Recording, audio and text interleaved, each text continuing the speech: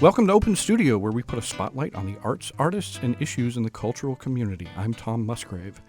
This week's guest has commuted to the studio from all the way inside the office here at WUKY. So I want to welcome Robert Hansel, WUKY's Membership and Marketing Director.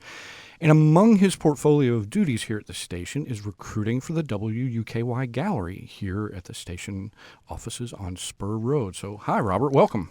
Thank you so much for having me, Tom. For folks who may not be familiar with the WUKY Gallery or haven't visited the studio here, give a little description of what it's all about. Well, actually, when we moved into the studios about 10 years ago. Has it been 10 years? It's been almost 10 years. Wow. We had our 75th anniversary here. We had Susan Stamberg come in and do one of the original readings for when WKY started, which was WBKY back then. So she did one of the original, had taken one of the original transcripts and reenacted one of the first shows that was done here at WKY. So that was a fun time, but that was about the time we moved into our current studio. Okay. So what's the gallery all about? Well, that's an interesting story, too. When we got here to WKY, we just had all of this incredible wall space. But also the university was like, we really don't want you putting nails in these walls. If you've worked at the university, you know they have some very strict rules about things like that. So I did some research, and I was thinking, this is such a beautiful space that we've got to utilize it in other ways to get people to come out and see it other than just our studios, recording studios here. So I thought, and I was like, the space is so large. We have so much wall space. We could actually create a gallery. And it'd just be an additional way for us to promote local artists. We do that on a musical level, so why not do it on a visual arts level? So when we got, when I started researching ways to potentially hang this, actually found on Amazon this system where you hang a strip along the top towards the ceiling, and then it has metal ropes that come down with hooks, so you can manipulate the art in any way you want, depending on the size of the pieces that come in here. So the university was absolutely fine with us installing those strips along the top. And it also provided us, we did not have to purchase art for the walls because that could be very expensive considering the amount of wall space we have here at the studios. So how many artists have you featured here in the gallery? We have probably, at this point, had about 10. One of the problems, of course, COVID hit right in the middle of this. So that sort of put, we were going very strong with having artists in.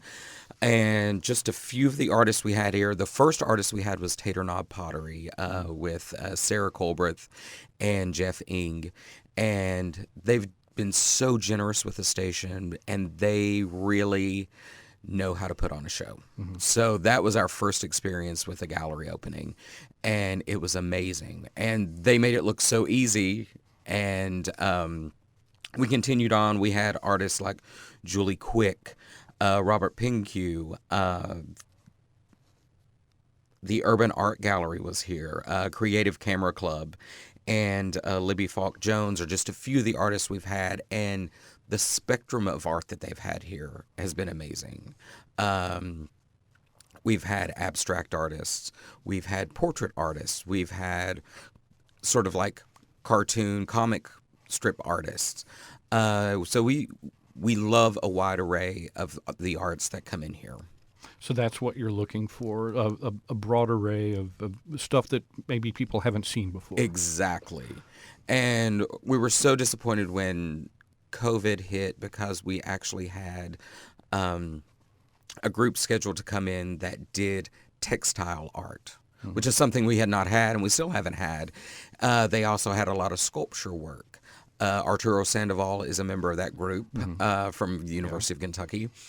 And COVID hit right when we had them scheduled to come in and start doing the work. So it's been difficult trying to get them back in here. Yeah. It is still on my to-do list to try to get them back in, but we just sent out a call for artists for the gallery. I've gotten a ton of responses. We're actually going through those right now, just sort of to jury those particular artists to see who will be the next in. We try to get anywhere from 3 to 4 artists a year. We like to have them in here for 3 to 4 months. We will also do a meet and greet with the artist that comes in. And what's great about having it here at the radio station, we have the on-air promotions to go behind the gallery. So we're on air constantly pitching to come visit the gallery. We're pitching the artist. They have a web presence. We try to post their artist statement. We post samples of their artwork. And we do a whole invitation out for their artist open house and meet and greet. So it's a really good time. So the gallery is open to the public. Somebody could come by, just ring the bell, and I just want to look at the art on Yes. the walls. Okay. It's open during our business hours, which is 8 to 5. So anyone can come in. We've actually had a lot of artists who've told their friends, I've got this exhibit going on out at WKY Studios. Why don't you go check it out? And they'll just randomly show up, and they was like, "Yeah, we heard you had a gallery exhibit, and we want to come look at it." So it's open to everyone, and like I said, from the hours of 8 a.m. to 5 p.m. Okay. For the artists listening, I'm kind of interested in getting into the process. How should artists make their proposals to you? What do you require of the artist when they come with their proposals? It's very simple. We actually have on our website, if you go to the arts section under the art gallery, there is a submission for a proposal of your works, and it's only 2 pages. Very, very limited information we need. And we do ask the artist about the size and the number of pieces they have. Like I said, we've got a lot of wall space. We had one artist who all of her pieces were probably like 5x7s. Mm-hmm. And so they were very small pieces. And we probably had about 50 of her works throughout the studio. Wow. But I mean, that ranges. I mean, and we also ask in the application process the dimensions of their art, so we know how many of those pieces we can accommodate. Mm-hmm. You know your wall space. Yes, okay. Yes. And I love for the artists' participation in hanging. We've had several artists who, they're like, I don't hang the art. I just do it. I just create it. So I've hung most of the artwork here. And it's funny because when I was in college, I interned at the UK Art Museum. Ah. So I worked alongside the curator quite a bit. So I have a little bit of knowledge on hanging work. So that came in handy during this job. No doubt. So you mentioned before that you have had sculptural art in here. So does that mean that 3D art is welcome? Yeah, it's very much welcome. The only issue we have is we don't have the stanchions to place the art. So we would hope that the artist would have some type of a pedestal or a podium type that piece that they could bring in to place their art. And we put a restriction on those because we don't want those being knocked over. So we have a restriction of about 10 to 15 of those sculptural pieces. And a good example of that, our last Public Radio Music Day, which was a celebration of our 85th anniversary here at WKY, we actually had Tater Knob Pottery, who did our first exhibit, come back and do the exhibit. I remember that, yeah. Yes, yeah. And they do an amazing job. We love the people at Tater Knob Pottery. But they had several sculptural pieces, but they had pedestals. We have a lot of nooks and crannies here at the studio where they can sit the pedestals that are out of the walkways and things of that nature, and it looked amazing because they had a lot of hanging art as well. So it just complemented each other. Yeah.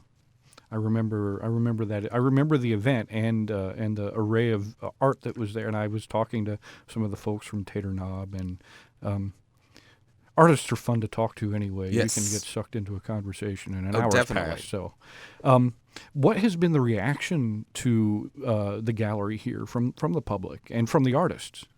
The artists, I think they appreciate the on-air promotions that we can give them that other galleries cannot. And I mean, I know galleries around town have some relationships with other radio stations, but to the level that they get here, they cannot get that anywhere else. Right. And I mean, we have a very large digital following. So we've got, we utilize our e-blast system, we utilize our social medias. And like I said, the on-air promotions that we can give them cannot be replicated, I don't think, at any other place. Right. Well, and people can listen on the plug for the WUKY app. Right Exactly, here, so, exactly. Which reaches everywhere. It does. That the And internet reaches. So. And we do an artist interview process, so they can get out. We actually have the artist do spots for their gallery openings. Great. Julie Quick comes to mind, and she's still she was a donor of WKY as well, and I want to say we did not know that before she. Not a qualified, Right. not something that qualifies you. So, Exactly, we did not know this until, and I think she gave under her husband's name. So, but she ended up doing a testimonial for the radio station as well. So you'll hear her voice intermittently throughout the year sometimes, just talking about what WKY means to her and what being a part of this family means to her. And we are. WKY is a family. Yeah. Well, to jump a little bit into the commercial aspect of this, has any art ever sold out of the collections that you've had on exhibit here? Several. Wow. We have had several pieces sell. We had the Camera Club of Central Kentucky, and they sold several pieces. And what's amazing about their works that they bring is they're like pre-curated before they come to WKY Studios. They did an exhibit, and I'm not sure if it is still going on. They would do an exhibit of their award-winning pieces at the Living Arts and Science Center. So we were able to time our show following that one, so most of the artists could just bring their work directly over here. And those pieces are the cream of the crop in terms of photography. So we've had a lot of pieces sell from that. Julie Quick sold a lot of art. It also depends on the artist following. Yeah. I mean, those people that come in. I mean, we've had to at the meet and greet, which is the open house for the artists. We would have multiple people want us to go ahead and put sold stickers on items. So, it does help the artist in sales, but I think it helps the artist more in promotions, like I mentioned before. Yeah. But I think every artist in Central Kentucky who's listening, their ears just perked up at that probably. So where can people learn more about the gallery? At WKY.org. Like I said, if they go to the arts section at the top in our navigation bar and go down to the art gallery, there's information on the art gallery. It shows our most recent artist statement and works of the most recent artist, as well as the application process. And like I said, it's a very short application process. It's 2 pages. And like I said, it basically gives also the criteria for exhibiting here. And it's not a long list. Like I said, we just expect enough pieces, and that all depends upon the dimensions, that can fill our space. And as you've seen, we have quite a bit of wall space because we have long corridor hallways. Yes. And we have a WKY cafe / kitchen that's got huge walls. We use the upstairs, which was when this was actually a professional recording studio. That's where the artist would live when they would come here to record. So we have all of this wall space because it's basically a large hallway going through to where the bedrooms were. And we can put, I would say up there, we've had easily 20 to 25 pieces of art. Wow. Good amount of space to accommodate. Yes. Yeah. Well, I want to thank Robert Hansel, WUKY's Membership and Marketing Director, for being with me today to talk about the WUKY Gallery. WUKY has an open call to artists for work to go on exhibit in the gallery. So thanks again, Robert. And thank you for having me. Listen to Open Studio every Friday during WUKY's Morning Edition and in the afternoon during All Things Considered. Or listen to extended segments at the Open Studio Podcast, available at WUKY.org or wherever you get your podcasts. Do you have an idea for an Open Studio segment? We're always on the lookout for news and events in Central Kentucky's arts and cultural community. Email us at openstudiowuky@gmail.com or visit our Facebook page, keywords Open Studio on WUKY. Your idea may make it on the air. I'm Tom Musgrave. Thanks for listening to Open Studio on WUKY.